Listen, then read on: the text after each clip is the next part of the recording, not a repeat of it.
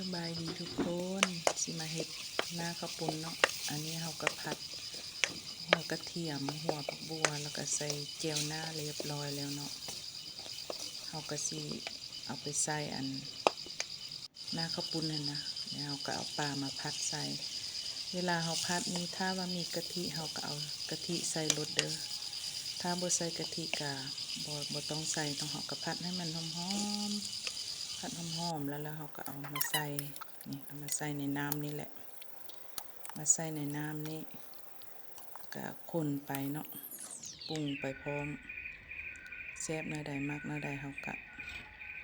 ปรุงเอารสชาติเนาะมักปลาแดกก็ใส่ปลาแดกน้ำมันฟดเดือดร้อนๆแล้วก็เอาปลาแดกมาใส่ได้เลยเนาะถ้าว่าบ่ใส่ปลาแดกก็ปรุงเอาตามใจเนาะใส่น้ำปูน้ำปลาก็ว่ากันไปรสชาติมักเนื้อใดก็ตอนเลือดอุ้ย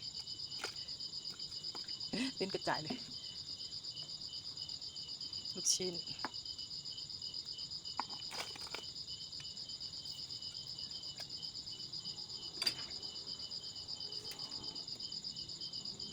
น้ำข้าวปุ้นแซ่บๆเด้อมีตอนเลือดมีตีนไก่มีลูกชิ้นแต่แซ่บบ่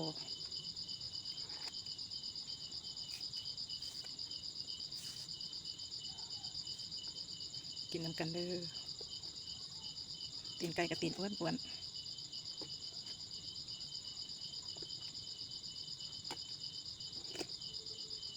นี่คืองานนี้มากินข้าวปุ้นเนาะ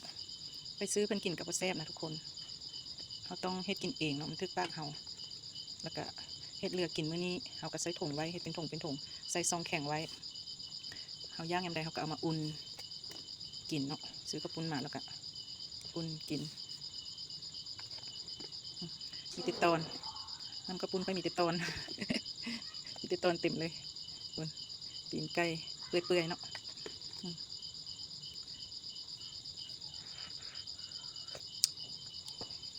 แซ่บๆนำกันได้ทุกคน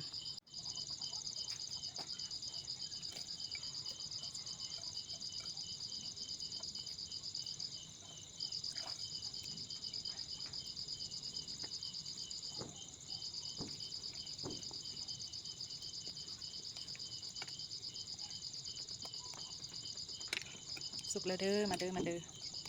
สุกแล้วได้น้ำข้าวปุ้นอ้วนรั่วลูกชิ้นมีแต่ตอนเลยน้ำข้าวปุ้นวันนี้มีแต่ตอนลายได้ลายว่ามาได้กินน้ำกันหม้อบางไง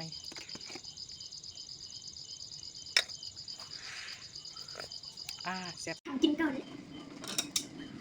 เด้อน้ำข้าวปุ้นอันนี้ก็เนื้อแล้วก็มีมะปีกะหล่ำถั่วหอมลาบแผ่วเส้นข้าวปุ้นเป็นตาแซ่บปุ่นปูยากนะ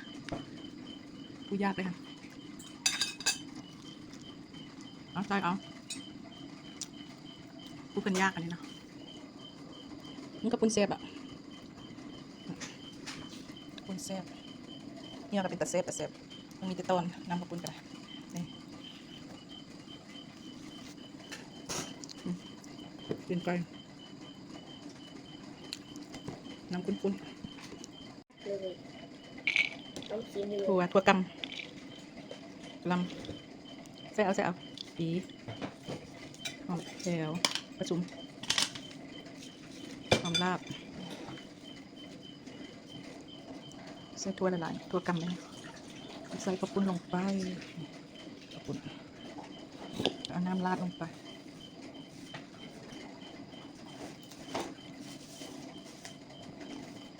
ตีนไก่